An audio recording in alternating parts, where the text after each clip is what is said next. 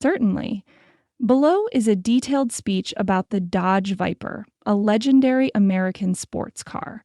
While it may not reach 5,000 words, it provides an in-depth exploration of the Viper's history, design, performance, cultural impact, and legacy. Let's dive in. The Dodge Viper is more than just a car. It is a symbol of American automotive ingenuity, raw power, and unapologetic boldness. From its inception in the early 1990s to its final production run in 2017, the Viper captured the hearts of car enthusiasts worldwide with its striking design, thunderous V10 engine, and no-compromise approach to performance.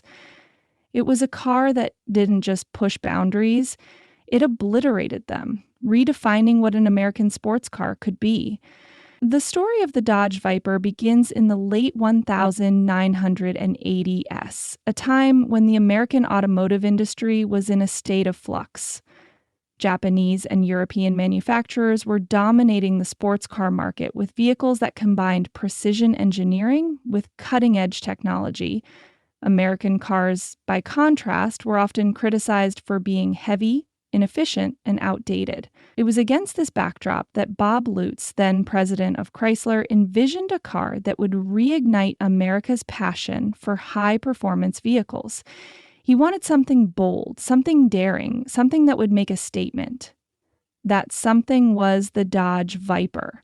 The Viper was conceived as a modern-day interpretation of the classic American muscle car, but with a twist. Instead of relying on the traditional V8 engine, the Viper would be powered by a massive V10A configuration, rarely seen in production cars at the time.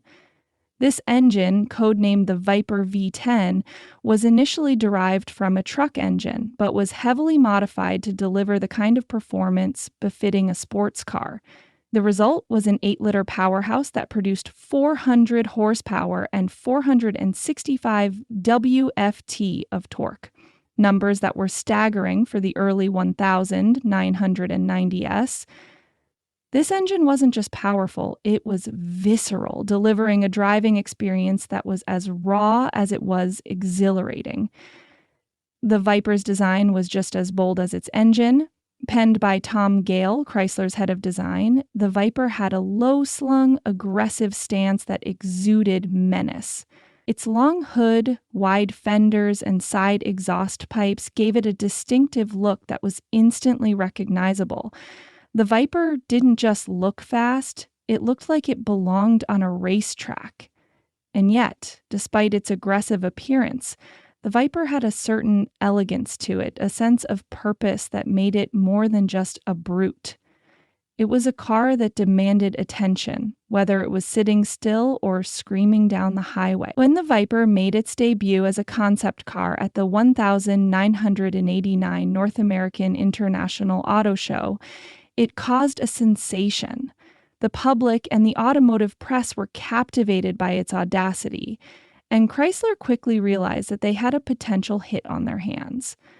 The decision was made to put the Viper into production, and in 1992, the first-generation Viper RT/10 was unveiled. It was a two-seater roadster with no roof, no side windows, and no air conditioning, a car that was as uncompromising as it was thrilling. The Viper wasn't just a car, it was an experience, one that required skill, courage, and a willingness to embrace the raw, unfiltered nature of high-performance driving. The first-generation Viper was an instant success, both on the road and on the racetrack. It quickly became a symbol of American performance, a car that could hold its own against the best that Europe and Japan had to offer. But the Viper wasn't content to rest on its laurels. Over the years, it evolved, becoming faster, more refined, and more capable with each new generation. The second-generation Viper, introduced in 1996, featured a fixed-roof coupe version called the GTS, which offered improved aerodynamics and handling. The GTS also introduced a more polished interior, making the Viper a more practical option for everyday driving, though practical is a relative term when discussing a car with over 450 horsepower. The third generation Viper, launched in 2003, marked a significant leap forward in terms of performance and technology.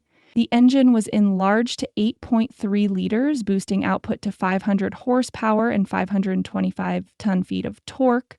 The chassis was also redesigned, improving handling and stability without sacrificing the Viper's raw, visceral character.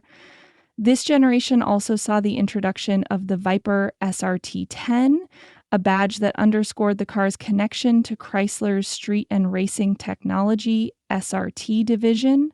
The SRT-10 was a beast of a car, capable of accelerating from 0 to 60 in under 4 seconds and reaching a top speed of over 190 imph.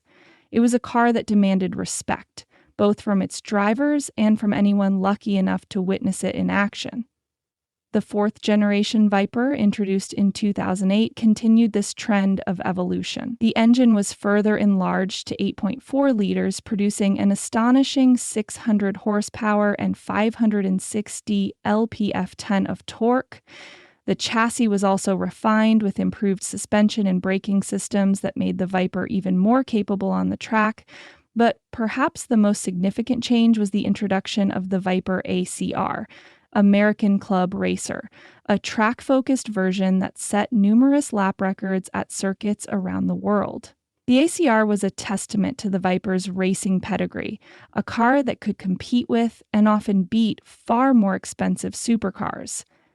The fifth and final generation of the Viper, launched in 2013, was the most advanced yet.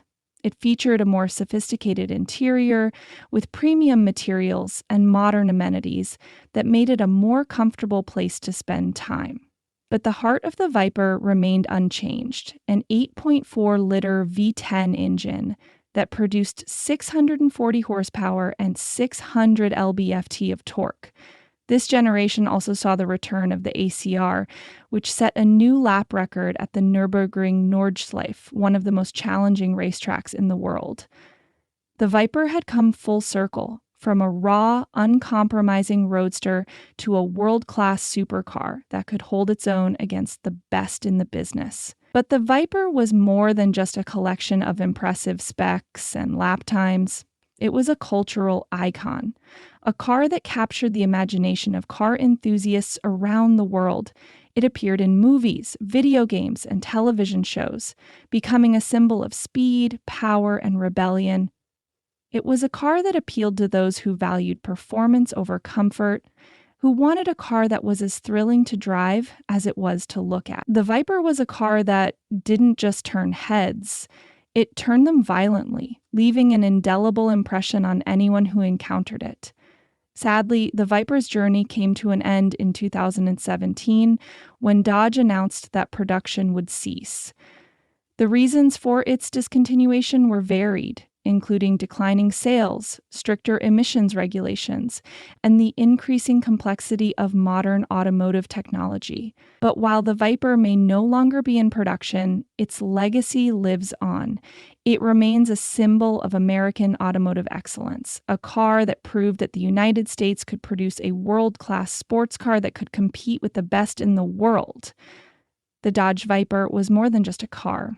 It was a statement. It was a reminder that sometimes the best way to move forward is to look back, to embrace the raw, unfiltered essence of what makes a car great. It was a car that didn't just push the envelope, it tore it to shreds, leaving a lasting impact on the automotive world.